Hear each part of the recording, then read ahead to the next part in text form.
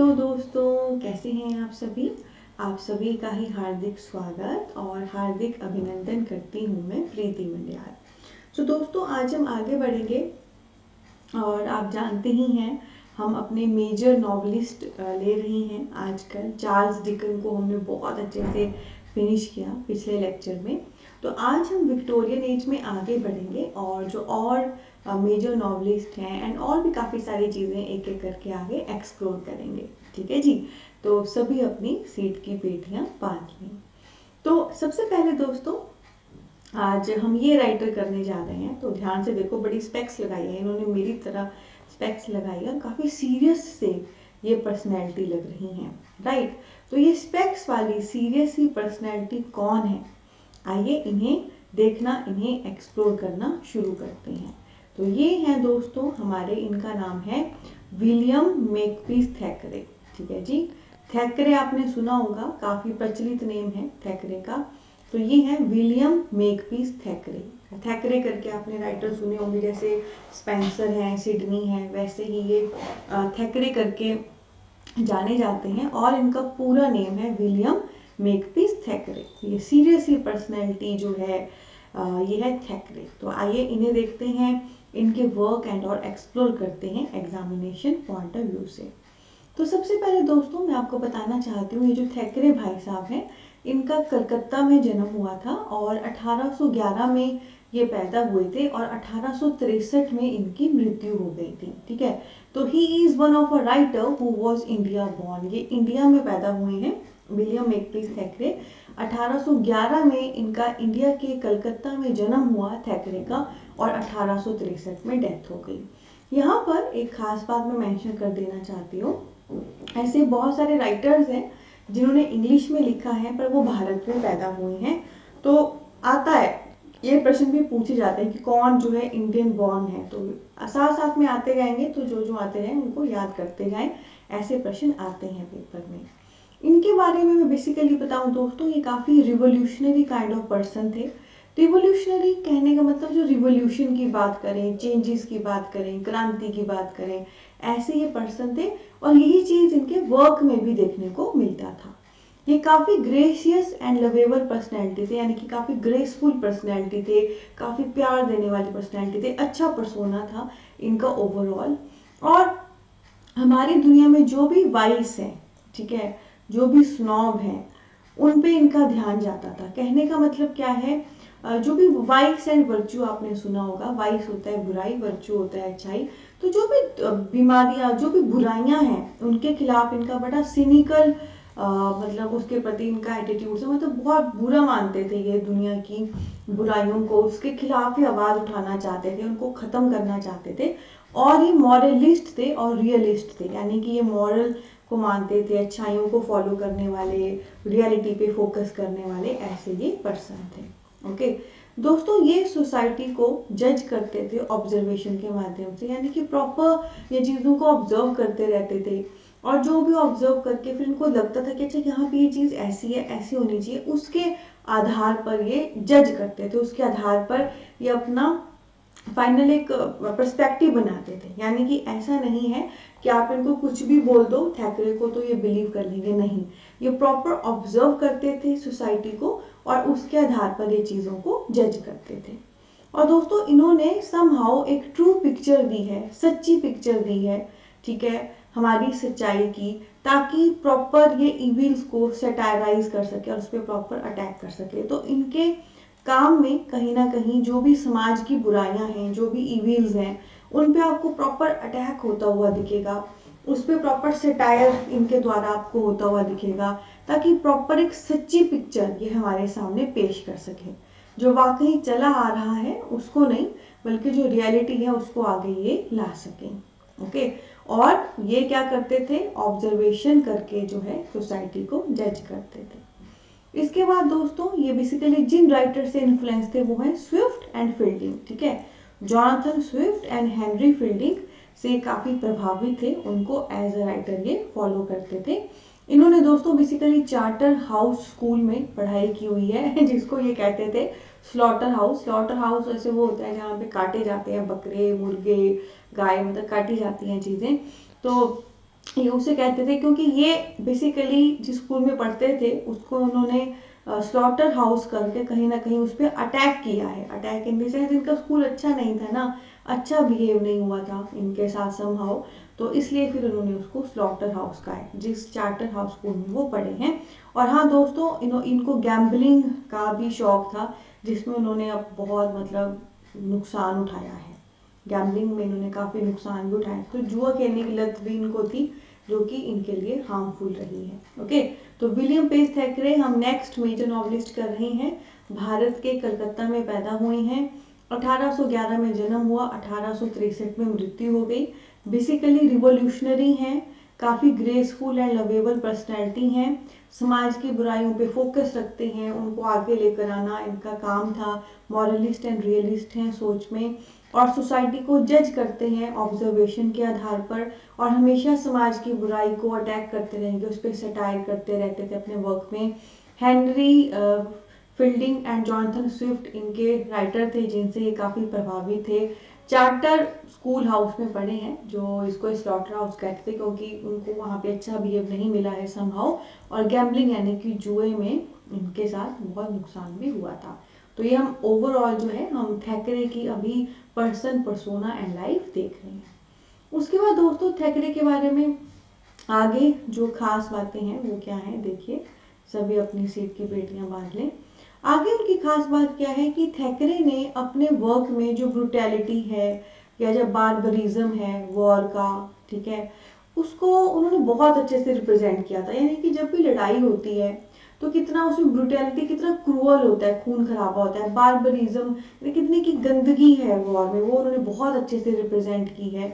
और जो भी जनरल्स रहते थे वॉर के दौरान या जो भी लीडर्स रहते थे, उनको सार्केस्टिक वे में रिप्रेजेंट किया है। क्योंकि जो लीडर्स होते हैं, जनरल्स होते हैं, तो पीछे से बस कमांड देते हैं कि आप ये करो वो करो, पर एक्चुअली में तो सामने वाले को प्रॉब्लम हो रही होती है ना।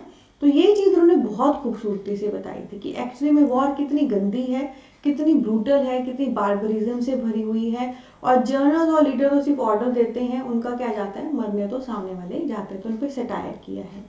इसके अलावा दोस्तों जो भी सोशल वैनिटी है, रोमांटिसिज्म है और सेंटिमेंटलिज्म है, ठीक है, इनके खिलाफ इनका काइंड ऑफ रिवोल्ट था। यानी कि जो भी सामाजिक स्ट्रक्चर हमारा चल रहा था, जो रोमांटिसिज्म की हम बात करते हैं, फ्रीडम ऑफ थॉट, जो करना है करो, या सेंटिमेंटलिज्म की बात करते हैं, बहुत ज़्यादा हम सेंटिमेंटल हो जाते हैं, उसके ये खिलाफ थे। मतलब ये सोचते थे कि समाज में जो ओवरऑल अभी चल रहा है, जो सिस्टम है, वो सही नहीं है, और हमें बहुत ध्यान से हर चीज़ का ध्यान रखना पड़ेगा, तभी हम सर्वाइव कर पाएंगे।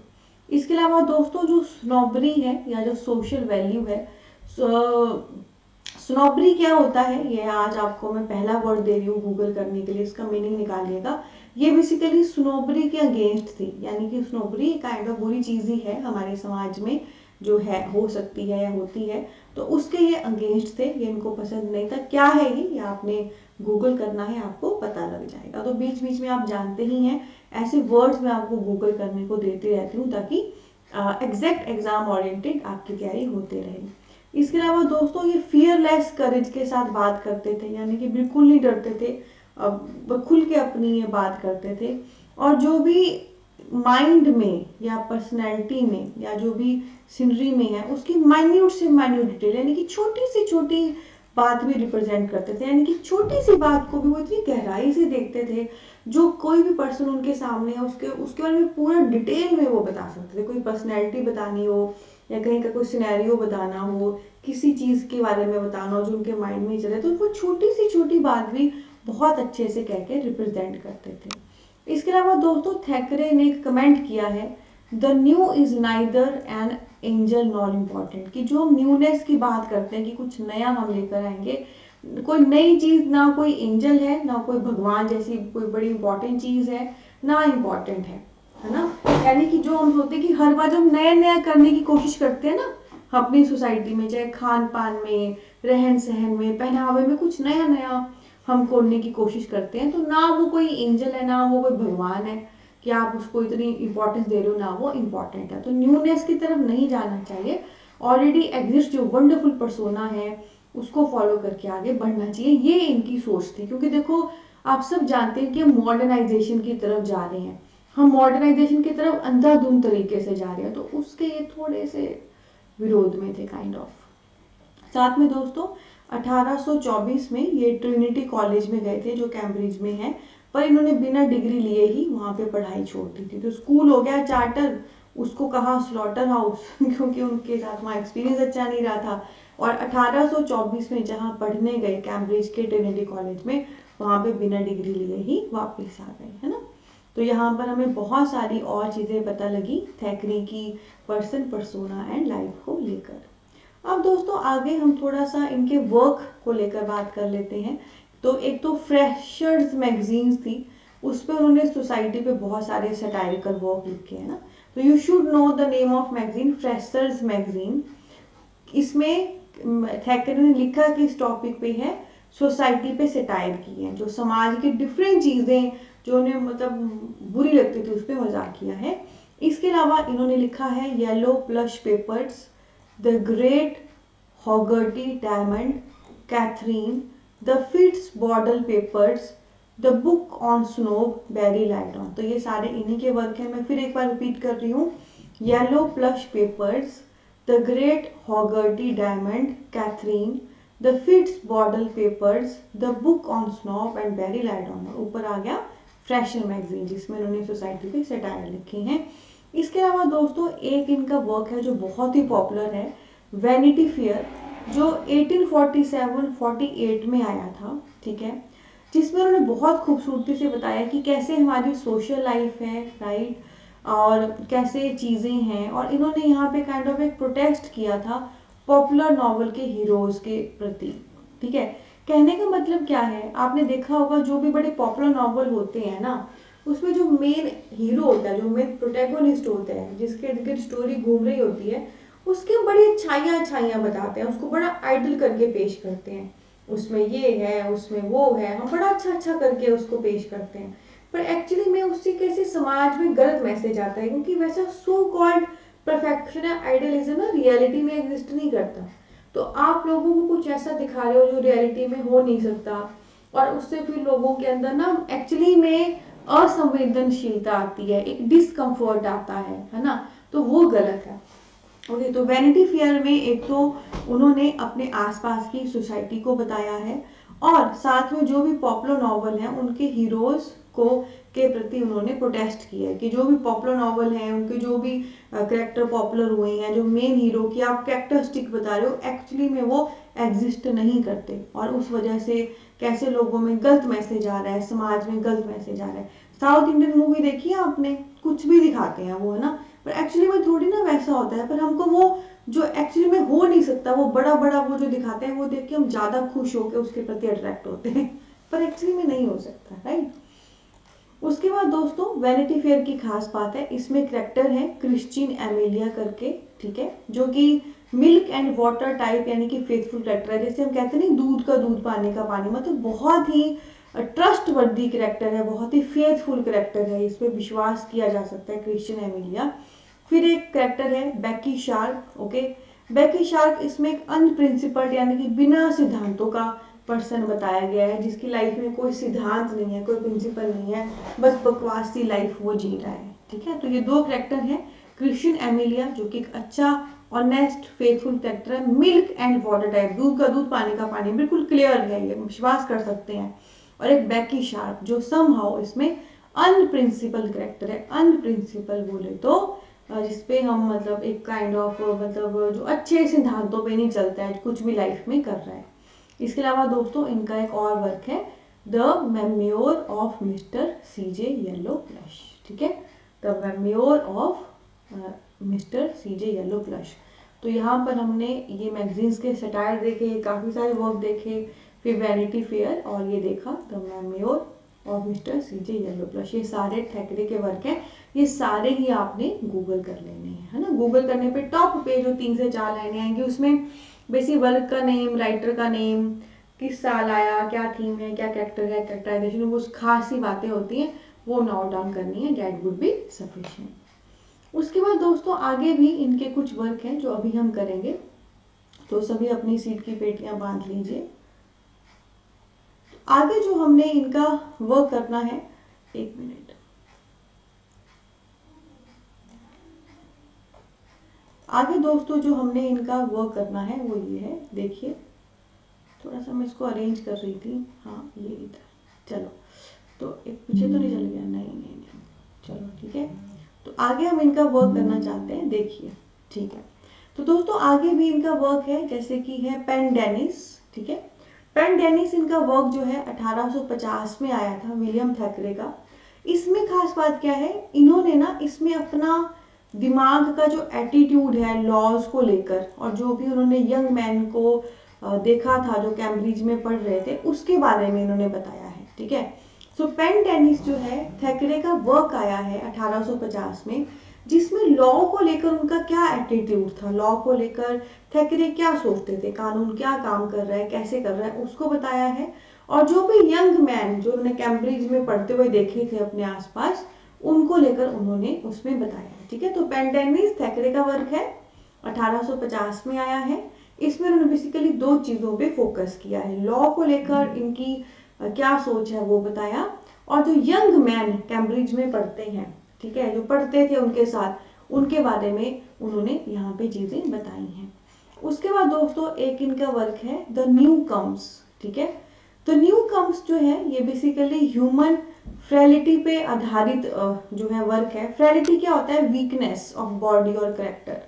तो कैसे इंसान में बहुत सारी कमियां हैं, तो उन कमियों को इन्होंने बेसिकली यहाँ पे फोकस में रखा है, उन कमियों पे फोकस करते हुए इन्होंने यहाँ पे चीजें बताई हैं। और ये जो ऊपर पेनडेनिस वर्क है ना दोस्तों, इसी का ही सिक्वल है आगे द न्यू कम्स, ठीक है। तो पेनडेनिस भी थैकरे का वर्क है, न्यू कम भी थैकरे का वर्क है, पेनडेनिस का ही सिक्वल है द न्यू कम, ओके। पेनडेनिस मैंने आपको बता दिया, न्यू कम्स में फर्दर है, तो पेनडेनिस का सिक्वल है फर्दर। इसमें ह्यूमन की जो फ्रेटिलिटी है ना, फ्रेटिलिटी करके भी आ सकता है, या नॉर्मल भाषा में तो लिखा होगा वीकनेस ये वो, तो आपको जल्दी समझ आएगा। फ्रेलिटी सोचोगे पता नहीं क्या है, तो तभी कहती हूँ हर वे से you should know, frailty means weakness, human frailty, human की वीकनेस पे इन्होंने यहाँ पे वर्क लिखा है। उसके बाद दोस्तों इनका वर्क है हेनरी एजमंड, ठीक है। जो इनका वर्क है हेनरी एजमंड, ये 1852 में आया है। ये बहुत ही परफेक्ट नॉवल में काउंट होता है। इसमें आपको हिस्टोरिकल एंड लिटरेरी फ्लेवर दोनों देखने को मिलेंगे। ये कर्नल एजमंड के बारे में है, कैसे क्वीन एनी के राज्य में वो रहे हैं और कैसे हर चीज रही थी, उसको इन्होंने यहाँ पे बहुत अच्छे से बताया है हेनरी एजमंड में। फिर एक इनका वर्क है द वर्जिनास, जो 1859 में आया है। तो ये ऊपर हेनरी एजमंड का ही सिक्वल है। तो ये पेनडेनिस का सिक्वल न्यू कम्स है, हेनरी एजमंड का सिक्वल द वर्जिनस है, ठीक है। और हेनरी एजमंड कब आया, 1852 में। One of the most perfect novel है थैकरे का। इसमें आपको हिस्टोरिकल लिटरेरी हर पर्सपेक्टिव से चीजें देखने को मिलेंगी। हेनरी एजमंड में जो कर्नल एजमंड है उनकी कहानी है कि कैसे क्वीन एनी थी स्कॉटलैंड की रानी, तो उसके समय में कैसे चीजें रही एंड वो बताया गया है। और इसी का ही हेनरी एजमंड का सिक्वल है द वर्जिनास, जो 1859 में आया है, जो हेनरी एजमंड का सिक्वल है। तो ये दोनों वर्क भी थैकरे के हैं सिक्वल वाले, और ये भी थैकरे के हैं। डन। तो यहाँ पे भी हमने जो भी वर्क देखे आपने गूगल कर लेने हैं, राइटर का नेम, वर्क का नेम, समहाउ ईयर तो यहाँ पे है ही, एक आधे का नहीं है, खास बातें भी है, पर जो भी और भी बचा कुचा होगा वो वहां मिल जाएगा, और आधी चीजें तो यही रिपीट हो जाएंगी। उसके बाद दोस्तों खास बात है इनमें कि ध्यान से देखना, सैम्योर के बाद ठीक है, उन्होंने पिकविक पेपर का मतलब काइंड ऑफ काम पकड़ लिया था। तो मैं सेंटेंस पढ़ के मैं आपको बताती हूँ तो आपको क्लियर होगा। After Seymour's who illustrate Pickwick paper death, he took over the last task of illustration in Pickwick paper. तो सैम्योर बेसिकली पिकविक पेपर एक वर्क है काफी पॉपुलर, किसका है ये आपने गूगल करना है। उसको वो इलिस्ट्रेट कर रहे थे, यानी कि उसको समझा रहे थे लोगों के लिए कि पिकविक पेपर में क्या है, पर ना सैम्योर की डेथ हो गई थी। तो पिकविक पेपर को फर्दर फिर इलिस्ट्रेट करने का, समझाने का काम जो है वो थैकरे ने पकड़ लिया था, ओके। और अगर मैं थैकरे के शुरू के काम की बात करूं तो उनके शुरू के काम में आपको सोसाइटी पे भी सटायर देखने को मिलेगा, यानी कि समाज पे। और जो बहुत पॉपुलर नॉवेलिस्ट हैं हमारे, जैसे कि बल्वर है, डिज़राइले है, डिकन्स है, इन पे भी सटायर देखने को मिलेगा। यानी कि इन्होंने जो बहुत पॉपुलर नॉवलिस्ट हैं, जो इतने फेमस थे अपने वर्क को लेकर, उनको नहीं छोड़ा इन्होंने। जहाँ जहाँ पे उनको लगा कि उन्होंने कुछ उनके अकॉर्डिंग सही नहीं किया, उन्होंने उन पे काफ़ी सटायर किया, और सोसाइटी पे तो उन्होंने सटायर किया ही है जो मॉरल इविल्स रही हैं। ठीक है, तो यहाँ पे सैम्यूअल पिकविक पेपर की कर रहा था इलस्ट्रेशन, पर उसकी डेथ होगी तो काम उन्होंने पकड़ लिया। और यहाँ पे हमने देखा कैसे थैकरे के वर्क पे आपको सोसाइटी और पॉपुलर जो नॉवलिस्ट हैं बल्वर, डिज़राइले, डिकन, उन पे सटायर देखने को मिलेगा। तो इसके अलावा, इन सटायरिक नॉवल के अलावा, उन्होंने दोस्तों 2 लेक्चर भी दिए हैं, मतलब एक लेक्चर भी दिए हैं। एक है English humorist of the 18th century, तो जो भी 18वीं सेंचुरी के अंग्रेजी में ह्यूमर लाने वाले पर्सन रही हैं, राइटर रही हैं, उनके बारे में। और एक उनका है द 4 जॉर्जेस। ठीक है, तो ये दोनों लेक्चर्स हैं, ये आपके नॉवल या ड्रामा नहीं है, लेक्चर है, मतलब प्रॉपर एक ऐसे वे में कुछ लिखा उन्होंने टॉपिक पे, फिर उसको लोगों के सामने रिप्रेजेंट किया। ठीक है, तो English humorist of 18th century और द 4 जॉर्जेस, ये थैकरे के 2 लेक्चर हैं। इसके अलावा दोस्तों थैकरे के बारे में खास बात क्या है कि 1860 में, 1860 में ये कॉर्न हिल मैगजीन में एडिटर बन गए थे। ये बहुत खास बात है कि 1860 में कॉर्न हिल मैगजीन में ये संपादकीय भूमिका में बन गए थे, और 1863 में इनकी डेथ हुई और इन्हें कैंसल ग्रीन में दफनाया गया। ठीक है जी, तो अपनी डेथ से ठीक 3 साल पहले इनको कॉर्न हिल मैगजीन के एडिटर यानी कि संपादक बनने को मिला, और जब इनकी डेथ हुई 1863 में तो इन्हें कैंसल ग्रीन में दफनाया गया। तो ये कुछ और खास बातें हमने देखी है ना, कि कौन सा वर्क उन्होंने पकड़ लिया किसकी डेथ के बाद, किस पे सटायर था, कौन से उनके लेक्चर थे, कब वो एडिटर बने और कब उनकी डेथ हुई तो उनको कहाँ दफनाया गया। इसके अलावा दोस्तों अब थोड़ा सा मैं आपको जो विलियम थैकरे हैं इनके कैरेक्टरिस्टिक आपसे शेयर करूंगी। यानी कि अगर मैं थैकरे की वर्क की बात करूं तो उसकी क्या फीचर्स हैं, क्या कैरेक्टरिस्टिक है, तो थोड़ा बहुत तो आपको पता चल ही गया है कि ये काफ़ी समझदार पर्सोना थे, काफ़ी ऑब्जर्व करते थे चीज़ों को, और प्रॉपर ऑब्जर्व करने के बाद जो उनका दिल और दिमाग दोनों कहता था उस आधार पर ये बात करते थे, है ना। और मतलब समाज पे इनका बहुत फोकस है, तो घूम फिर के वही चीज़ें हम यहाँ पे करेंगे। तो सबसे पहला तो पॉइंट है कि ये रियलिस्ट थे, show things as they are, ये पूरे रियलिस्ट थे दोस्तों, जो इन्हें दिखता था ये वही कहते थे। इन्होंने, इनकी एक स्टेटमेंट है जो बहुत पॉपुलर है, I have no brains above my eyes, I describe what I see, मेरी आंखों से ऊपर कोई दिमाग नहीं है, मुझे जो दिखता है मैं वो डिस्क्राइब करता हूँ। ठीक है, तो थैकरे आपके रियलिस्ट थे नेचर में, रियलिस्ट यानी कि रियलिटी वाले थे, जो दिखता था उसके आधार पे ही बात करते थे। और ये इनकी बहुत ही पॉपुलर स्टेटमेंट है, I have no brains above my eyes, I describe what I see, मेरी आंखों के ऊपर कोई दिमाग नहीं है, जो मुझे दिखता है मैं वो डिस्क्राइब करता हूँ। इसके अलावा दोस्तों नेक्स्ट है, सोसाइटी के जो भी वीक या बुराई, विशियस वाले एलिमेंट थे उन पे ये अटैक करते थे अपने वर्क पे। यानी कि आपको विलियम मैकपीस थैकरे के जो भी वर्क मिलेंगे उसमें आपको मेन थीम मिलेंगी सोसाइटी के जो इविल्स हैं, वीक पॉइंट है, विशियस बुराइयां हैं, उनको वो टॉप टारगेट बना के उस पर वो लिखते थे, तो वो उनकी मेन थीम रहती थी। इसके अलावा दोस्तों सेंसिबिलिटी थी इनमें एक्सक्लूसिव, यानी कि चीज़ों के प्रति इनको एक अलग से सेंसिबल से थे, ये बहुत समझदार थे चीज़ों को लेकर, है ना।